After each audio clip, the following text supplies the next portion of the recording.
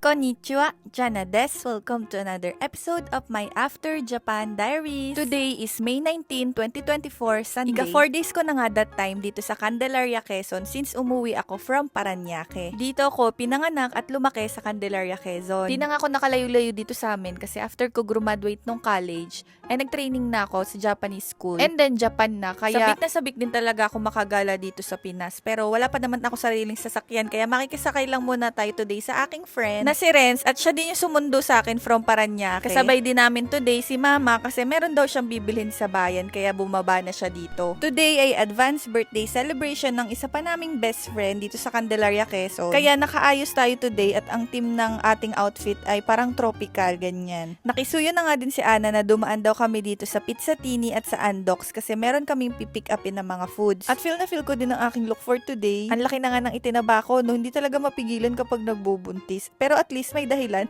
Nakakita din pala ako ng chicken burger dito sa Andox kaya nagpabili na ako kasi gutom na talaga ako. I-rate ko to ng mga 7.5 out of 10. Masarap siya, siksik, pero parang may pagka-aftertaste or ewan ko baka dahil buntis lang ako kaya ganun. Anyway, dito pala gaganapin sa studio ng isa pa naming friend na si Val ang birthday celebration ni Ana. Si Val kasi photographer at meron na siya ditong studio. Studio/multipurpose room na din talaga to. Ito kasing place nila na ito ay dating resort kaya merong mga available rooms and ngayon ay ginawa na niyang studio tong dalawa, pinagdugtong niya. Iniabot na pala natin yung gift natin kay Ana at itong mga loot bag na Hello Kitty. Diyan nakalagay yung mga Japan products na pasalubong ko sa kanila. Sila yung mga kaibigan ko simula nung high school pa kaya sobrang tagal na talaga, mga 15 years mahigit na. Literal na mga kababata. Sobrang na-miss ko yung ganitong banding kasi bihirang-bihira na lang talaga kaming makompleto dahil nga may kanya-kanya ng buhay, mga nasa abroad na yung iba, malalayong lugar, mga busy palagi. Pero buti na lang ngayong pag-uwi ko ay halos na kompleto kami. At ako'y tuwang-tuwa kasi lahat sila ay mga successful na tsaka nandun na sila sa mga path na gusto nilang puntahan. And ngayon, ang ating birthday celebrant, pinupursu ang kanyang passion and talent. Siya po si Ana the Artist sa social media, sa Instagram, sa Facebook page. Gumagawa siya ng mga commission portrait, charcoal, or watercolor. Kung naghahanap kayo ng pangregalo sa mga partner nyo, or kaya naman souvenir sa kasal nyo, pwede nyo siyang i-hire. Nagdala din pala kami ng mini karaoke dito para naman masaya ang vibe. At habang busy pa sila doon magpicturan, ako naman dito sa gilid ay umaaura. Nilulubos-lubos ko na talaga kasi feeling ko tataba pa ako soon. At ito naman si Oscar, taga Sariaya naman din siya. At kita nyo naman, hindi rin nagpatalo sa aurahan. And ito naman ang family ng birthday celebrant. First time ko lang din palang ma-meet si Stephen kasi 6 years ago nung umalis ako pa Japan, ay di pa sila noon. Ay tingnan nyo nga naman, pag uwi ko, may asawa at anak na. At isa yung patunay na tumanda na lang talaga ako sa Japan. By the way, itong orange dress na to pala ay kasama ko si Ate Jelly nung binili ko. Nag-aalangan pa akong bilhin yan kasi nga may butas. Hindi talaga ako nagsusuot ng mga ganyan kasi nga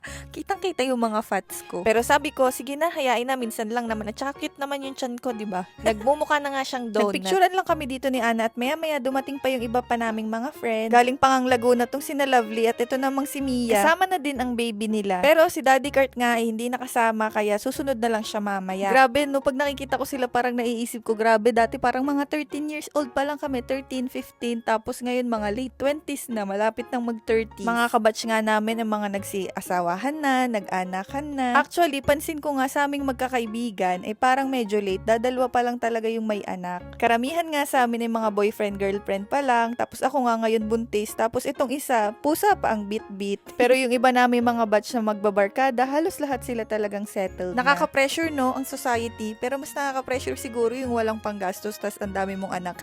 Sobrang cute ng pusa nito ni Lovely. Mahilig pa naman talaga ako sa pusa. Gusto ko na nga tong iuwi tapos sobrang bait pa niya. At ang breed daw nito ay Persian Ragdoll. Ang mga Ragdoll kasi alam ko talaga mga behave. Unlike sa mga pusang Pinoy na laging energetic, playful, laging talon-talon, nangangagat, eto napakabait. Parang ang hindi pusa ay parang battery laang. Sabi ko nga kay Lovely, pag nagkaanak to, ibenta sa akin kasi sobrang cute talaga. Ay, hindi nga namiyaw. At syempre sa ating mga Pinoy, kapag may selebrasyon, hindi mawawala ang picturan. Ang colorful colorful na mga outfit namin, no? Ang cute tingnan sa picture. Very small celebration lang talaga to kasi kami-kami lang talaga super close na magkakaibigan yung nandito. Sa panahon ngayon, hindi naman na talaga uso yung madami kang kinukumbida. Ang mahalaga, napapalibutan ka ng mga tao, mahal mo at may naiambag sa pagkatao mo, di ba? Medyo natagalan nga kami sa picturean at sa kainan kaya medyo ginabi na kami. At syempre dahil nga may mga dalang baby, inihanda na nga ang kama just in case may antukin at baka ako yun. Nung makakain kami, diretso na tayo sa main event. Ito talaga yung pinaka-original plan ni Ana. Nagkaroon kami ng painting contest. Char, hindi naman siya contest. Painting session. Kasi ang plano, magbubunutan kami ng mga boards na may pangalan sa likod. Tapos, kung sino yung mabunot, kung ano mo nang naka-assign na part ng katawan na idodrawing, yun mo na yung idodrawing. Una kong ang nabunot si Val at ang una daw gagawin ay yung frame ng muka, ng katawan. Pagtimpla pa nga lang ng kulay, medyo nahirapan na ako. Wala kasing color brown. Pagkatapos naman ay nagpalit-palit na ulit kami ng board at sunod-sunod na nga namin din drawing yung bawat parts ng muka, halimbawa mata, ilong, bibig. Kung kanino lang talaga mapunta yung board hanggang sa makompleto namin lahat ng drawings. Kumbaga, sa lahat ng portrait na to, meron tayong ambag. Nagtagal kami dito kasi tawa kami ng tawa kasi lahok-lahok na talaga yung kinakalabasan ng mukha. Ang saya nga ma-experience yung ganito lalo't kayong magbabarkada. Hindi nga siya yung typical na selebrasyon pero sobrang saya. Nakaka-relax din talaga siya na nakakatawa. Tignan nyo nga to si Mia kahit bit-bit si Naya ay nakapag-drawing pa rin talaga siya. Ang gamit pala namin dito ay acrylic paint at sponsored by our artist, Ana the Artist. Syempre si Ana talaga yung pinakamagaling mag-paint sa amin kaya sana sa kanya na lang talaga yung napunta yung sa akin. Char. Pinaikot-ikot kasi talaga. Hanapin nyo ako kung nasan ako dyan. Ngayon lang talaga ako ulit naka-experience na kabanding tong mga ka-same wavelength ko. Kumbaga birds at the same feather talaga. Masasabi ko talaga na sila yung mga kaibigan ko sa lahat ng season ng buhay ko. Congratulations pala Kong TV sa kasal nyo.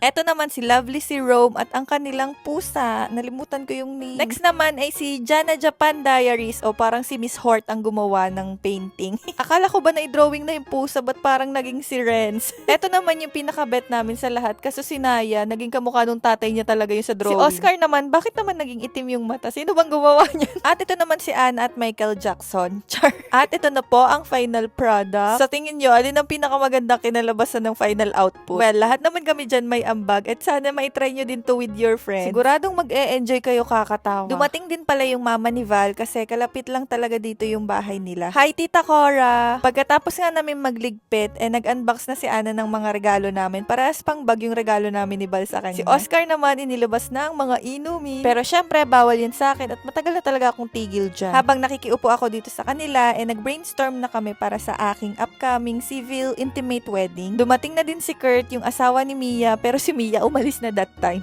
And here are some of our photos and that's it for today. Jane, mita ko arigato. Bye bye. See you on my next vlog.